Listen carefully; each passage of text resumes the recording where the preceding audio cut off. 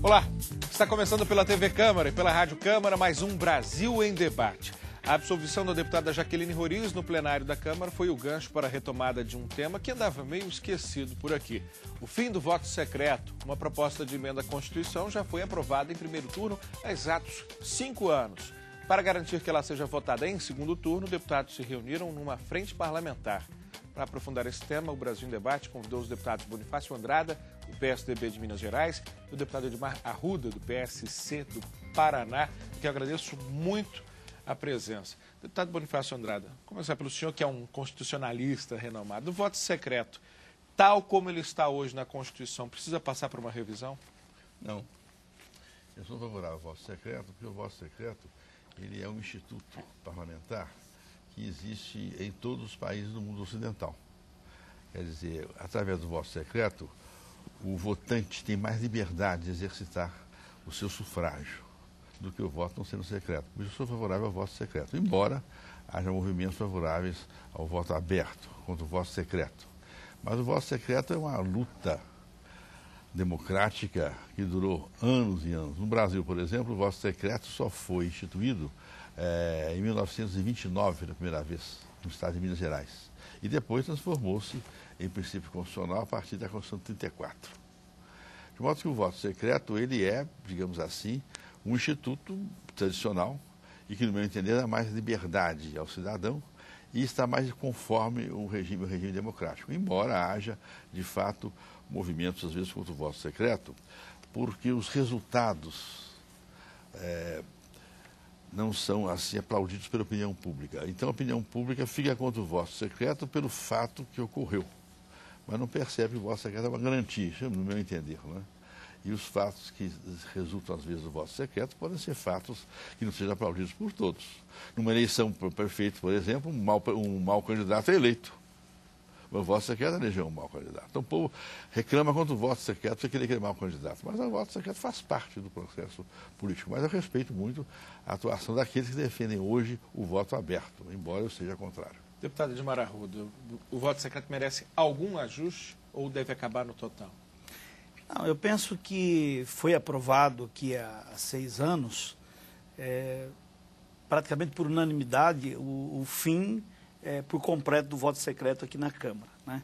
Primeiro, quero cumprimentar aqui o deputado, um privilégio estar aqui com o senhor. Não, né? Eu que tenho privilégio de estar ao seu lado aqui. Aprender um pouquinho aqui, né? Representante ilustre. Deputado Bonifácio Andrade, né? Uma experiência muito grande. Eu aqui de primeiro mandato, aprendendo com o senhor aqui, né? Nada disso, isso aqui é importante. Você traz a experiência dos jovens. Né? Mas eu é fui importante. Vereador em Maringá em 2000 e nós lá abolimos o voto secreto para todas as votações. E no primeiro momento havia uma corrente dentro da Câmara de Vereadores contrário ao voto secreto, que isso poderia constranger, por exemplo, na hora de você derrubar um veto do prefeito, né? Mas muito pelo contrário, eu acho que isso aprimorou a democracia no sentido de que a população saiba o que cada um pensa. Então eu vejo que hoje, por exemplo, nós estamos tendo essa semana aqui uma corrida por votos aqui para eleger, né, o nosso representante aí no Tribunal de Contas. As promessas de voto devem dar o dobro do total da casa. Então eu penso que se o voto fosse aberto, o deputado teria realmente uma radiografia de qual era a situação dele no pleito, porque você não poderia assumir o compromisso de votar para 2, 3 candidatos. Nós temos 8 candidatos, né? Então é uma situação assim que eu vejo que dá transparência dentro do parlamento e também tem essa questão toda do corporativismo da própria casa. Isso é um histórico dentro da casa. E a gente que chega aqui, por exemplo, eu não tenho, não sou o dono da verdade, mas eu penso que a nossa casa precisa ser valorizada por nós mesmos. E o voto aberto, transparente, a população sabendo o que cada um de nós pensamos, o que nós defendemos, isso facilita até para a avaliação popular da própria casa. Eu vejo que eu tenho tido uma tarefa difícil de defender esta casa. Ontem mesmo tive uma reunião na Associação Comercial de Maringá, onde eu dizia que existe um mito de que aqui não acontece, que aqui não se trabalha. Então eu tenho defendido arduamente a nossa instituição, né, como uma instituição da democracia, e que precisa ser preservada, né, daquilo que muitas vezes tentam fazer com relação à Câmara. Mas sou favorável, penso que a única votação que, se tivesse uma maneira de mexer nesta emenda, poderia ser preservado, seria o voto secreto para a eleição da mesa da casa, a eleição do presidente. Mas os demais votos, todos eles abertos, sem nenhuma dificuldade. Mas se isso não for possível, eu voto pela manutenção, né, da PEC, que já foi votada no dia 5/9/2006. E aí, deputado, é que eu vejo que a sociedade perde um pouco, fica no descrédito, porque eu estava lendo aqui uma matéria que dizia o seguinte: queriam até acabar com para votar imediatamente o Aldo Rebelo em segundo turno e tal, e havia um movimento, foram 383 votos favoráveis, né? E faz 6 anos e nós não votamos ainda em segundo turno essa matéria. Bom, você está acompanhando pela TV Câmara, pela Rádio Câmara, o Brasil em Debate, que recebe o deputado Bonifácio Andrada, do PSDB de Minas Gerais, o deputado Edmar Arruda, do PSC do Paraná. Estamos discutindo o voto secreto, o fim do voto secreto, o voto aberto para todas as votações. E nós temos o cidadão também participando desse programa, com comentários, com perguntas. Vamos ver qual é a participação que nós temos agora. Para registrar aqui o Carlos Miranda, de São Paulo, capital. Que não fique apenas na intenção. É um direito da sociedade saber se seu representante está agindo de acordo com os seus ideais. Fim ao voto secreto. O que pensa o Carlos Miranda de São Paulo, deputado Bonifácio Andrada? Compreendo bem a intenção dele e acho muito justo querer saber o ponto de vista dos deputados. Mas ocorre que há outro lado da questão. Nós estamos hoje, por exemplo, aqui no Brasil. Nós temos uma Câmara de Deputados em que a maioria realmente apoia a presidenta da República, a presidenta Dilma. Essa maioria, se algum deputado dessa maioria votar contra um projeto da presidenta da República, contra um veto do presidente da República, assim publicamente, ficar em condições políticas muito desfavoráveis. Quer dizer, o voto secreto defende um pouco, defende bem a posição dos deputados. O que cumpre é que o eleitor vote num representante que ele tenha confiança. Porque votando num representante que ele tenha confiança, ele não vai se preocupar com a posição desse representante. A fiscalização se dá, na base política, no contato do povo com o seu candidato, e não através do pronunciamento dos candidatos aqui dentro do parlamento. Eu concordo com o meu colega Arruda, que é uma figura expressiva, uma liderança jovem aí de muita expressão, quando ele fala que há um movimento muito grande da opinião pública contra o parlamento. Mas o movimento que há contra o parlamento decorre, não se sabe por quê, de forças econômicas e do poder executivo. O poder executivo, com o poderio que ele tem sobre a TV, sobre as TVs, sobre os jornais, sobre as rádios, o poder executivo quer enfraquecer o poder legislativo, para obrigar o poder legislativo a se curvar a ele. E os grupos econômicos, às vezes, têm interesses aqui dentro que também pressionam o poder executivo. É difícil você conseguir hoje, em qualquer grande jornal do país, ou mesmo da TV, ou nos rádios, uma palavra, digamos assim, de destaque das atividades positivas e boas do poder legislativo. Só se procura aqui são aqueles episódios que realmente venham desfazer, que venham, de fato, provocar crítica ao poder legislativo. Não há, no cenário dos veículos de comunicação, uma atuação. E até achava que a Câmara dos Deputados, com essa TV, que usa pouco esse aspecto, a nossa TV aqui não mostra os aspectos positivos do poder legislativo. Nós devíamos ter aqui, já falei, vou falar isso com o presidente, devíamos ter um programa aqui na TV da Câmara de mostrar ao povo a importância do poder legislativo, o significado do poder legislativo, a expressão do homem público que aqui dentro representa o povo. Não há nada disso. Vocês aqui só fazem um noticiário, mais ou menos, põe um debate com um deputado ilustre como Arruda aqui, mas não passa disso, não passa disso. Vocês não levam ao povo a explicação do que é o poder legislativo, o que é o parlamento. E isso é necessário. Então, eu acho que se fosse levado ao povo realmente a expressão, a importância do poder legislativo, ia verificar que há necessidade do voto secreto. Agora, para terminar, eu vou dizer o seguinte: o voto a descoberto é das ditaduras. No tempo de Hitler, os grandes conselhos do partido nazista era voto a descoberto. Na China comunista, coitado de um deputado que toma uma posição a votar contra o governo na China, que está liquidado. E lá o parlamento chinês é só voto a descoberto. Na Itália de Mussolini, era só o voto descoberto. Em todos os países ditatoriais, o voto é descoberto dos parlamentos. Por quê? Porque o ditador, o chefe do poder, ele policia os deputados e depois vai persegui-los se votar contra ele. Então, essa que é o ponto de vista importante que eu acho, pela qual deve se manter o voto secreto, que eu concordo. O voto secreto tem deficiências. Porque, como diz aqui o meu caro colega, tem já pessoas assumindo compromissos mais diversificados em relação a candidatos para o Tribunal de Contas, né?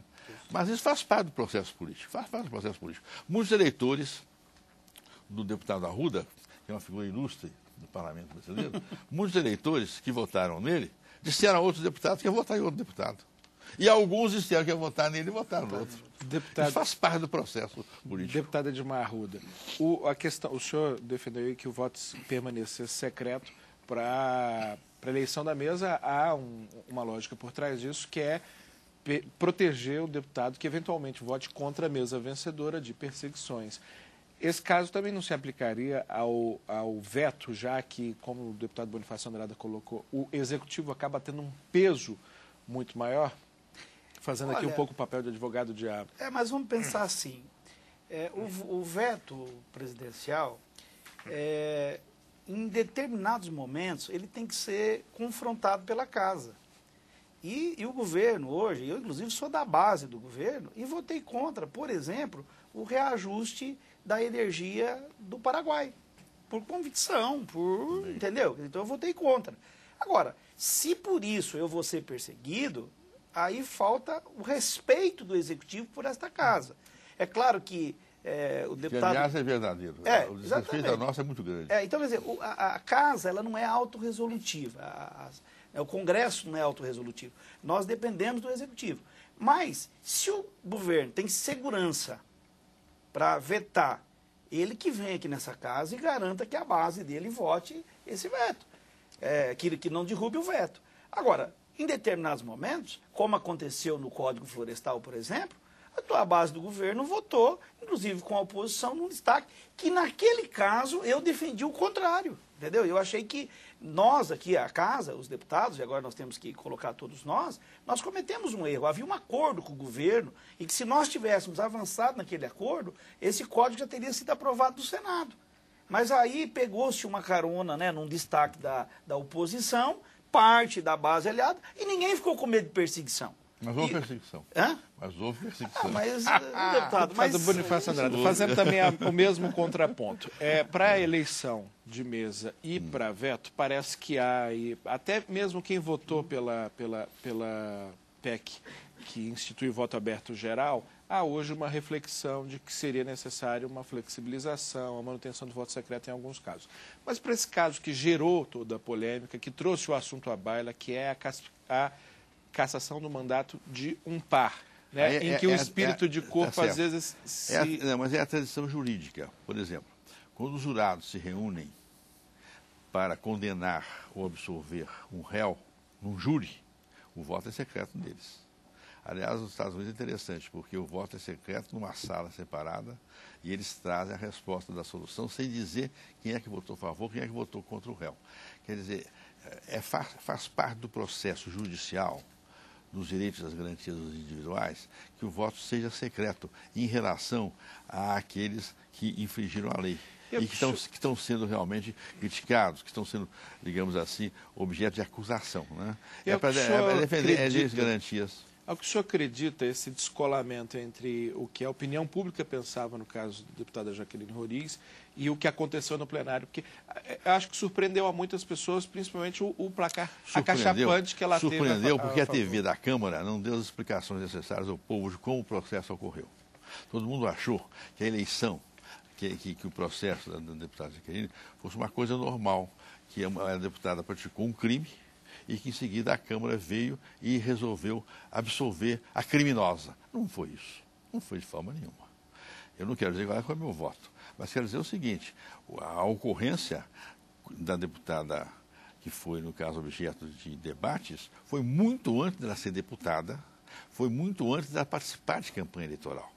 Então, o que a Câmara disse foi o seguinte: se ela fosse condenada pela Justiça por aquele fato, ela automaticamente perderia o mandato. Mas ocorre que a Câmara não pode julgar um fato criminoso, inclusive, pode ter sido, não sei se foi criminoso, mas um fato criminoso ou não, antes da pessoa ser deputado, porque está fora da nossa área de ação. Nós só temos aqui as atividades parlamentares para chamar a atenção de um deputado, para cassar um mandato, para suspender um deputado, para alertar um deputado, dentro do perímetro das atividades parlamentares.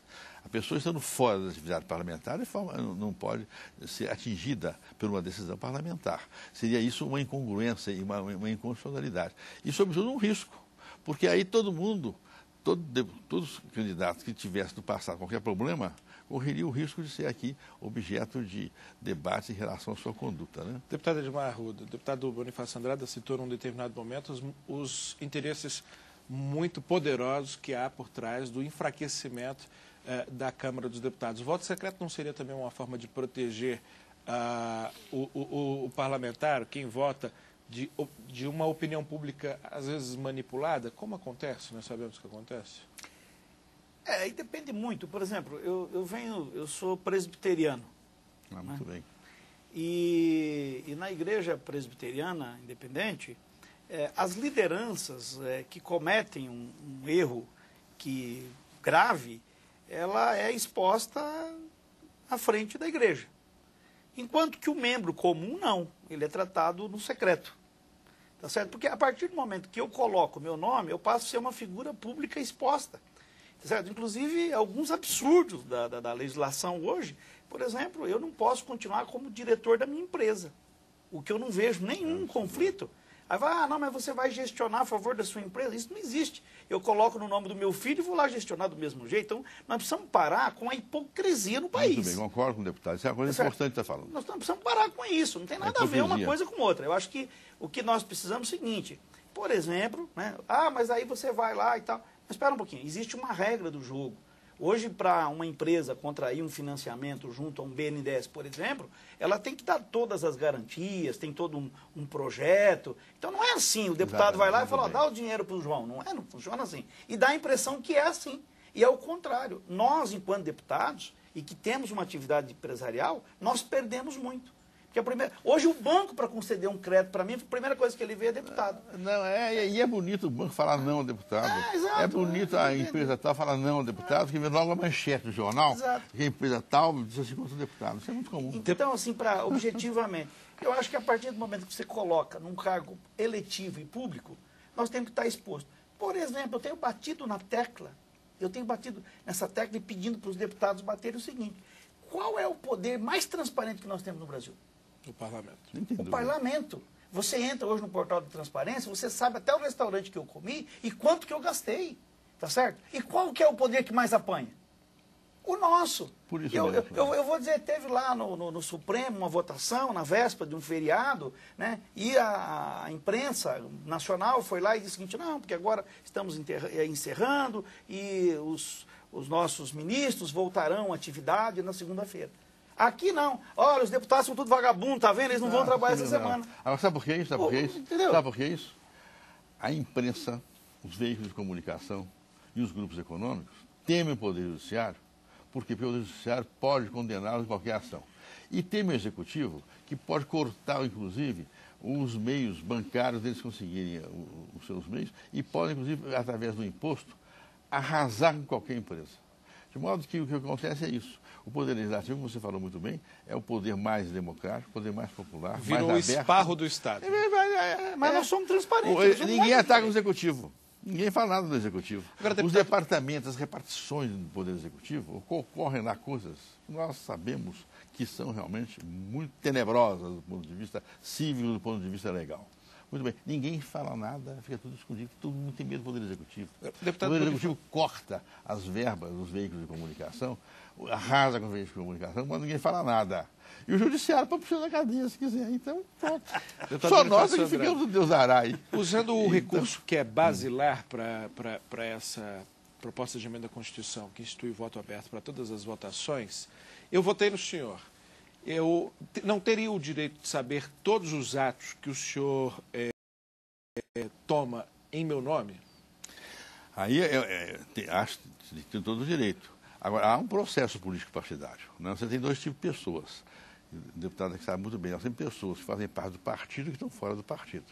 Aqueles que estão dentro do partido com facilidade. Se eu quero realmente policiar um deputado, se eu quero policiar o deputado Arruda ou o deputado Bonifácio, e se eu votei neles, eu devo entrar no partido dele e fazer como na igreja presbiteriana.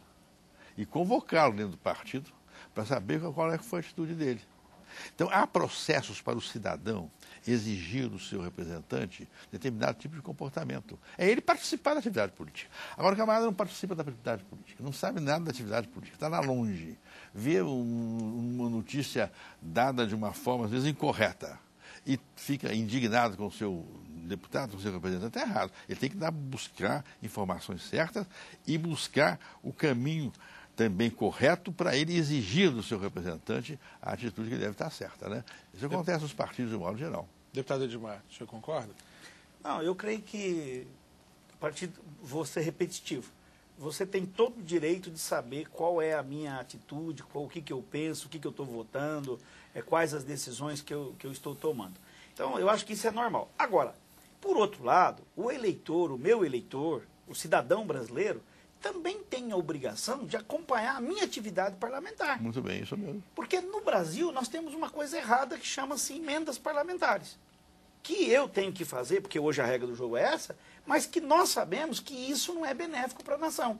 O que nós precisamos? O aperfeiçoamento do Pacto Federativo, para que o recurso que é do município fique no município, o que é do Estado fique no Estado, o que é da União fique na União. E nós, deputados, sejamos valorizados pela nossa atividade parlamentar.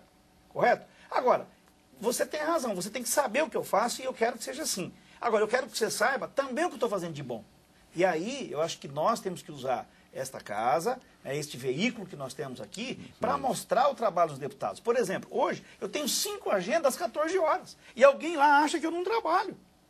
Você está entendendo? Ele só valoriza se eu levar 100 mil reais lá de emenda, pelo amor de Deus. Quanto a isso, não tenho mandato para responder responder em nome de todos os meus colegas. Posso garantir que, da mesma forma que o trabalho dos deputados é muito intenso e às vezes não é reconhecido, o trabalho dos jornalistas dessa casa também é muito intenso e há um esforço por parte, sem dúvida, da maioria de nós, de tentar mostrar o lado positivo que não é da instituição, é da democracia. E não há democracia sem parlamento. Aqui na TV, e já vou falar isso, eu vou tomar uma providência. A TV Câmara devia ter uma programação certa para explicar ao povo que é o parlamento, que é o funcionamento do poder parlamentar. Não há esse programa.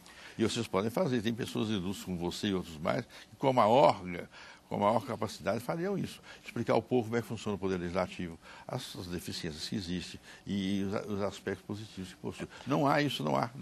Às vezes eu vejo programas de vocês aqui de assuntos muito interessantes, mas totalmente fora do esquema da vida parlamentar, mas totalmente fora. Quer dizer, isso aqui, essa TV, ela devia se voltar para as atividades da vida parlamentar, que é muito rica, tem muita coisa interessante. É verdade. Você pega, por exemplo, a biografia do deputado aqui. É uma biografia importante, podia mostrar a biografia do deputado, a luta dele, essas agendas que ele falou, mostrar como é que... acompanhar o que um deputado às vezes faz, o dia inteiro, a luta que ele corre, atende um, atende outro, corre uma comissão aqui, vem para aqui para a TV, vai para lá. Isso ninguém sabe. Isso tudo é uma coisa curiosa que o povo gostaria de saber. E ajuda na transparência da casa. Transparência. Quero agradecer mais uma vez, deputado Bonifácio Andrada, PSDB de Minas Gerais, deputado Edmar Arruda, PSC do Paraná, por terem participado desse debate. Agradecer, inclusive, o puxão de orelha. Fica a dica para que possamos melhorar a nossa cobertura. E agradecer você que nos acompanhou através da TV Câmara ou da Rádio Câmara desse debate sobre o voto aberto. Muito obrigado. Se você perdeu alguma parte desse debate e deseja assisti-lo inteiro, ele está disponível para você em www.câmara.gov.br. Outros temas, também aprofundados no Brasil em Debate, estão disponíveis na mesma página. Muito obrigado. Até uma próxima edição.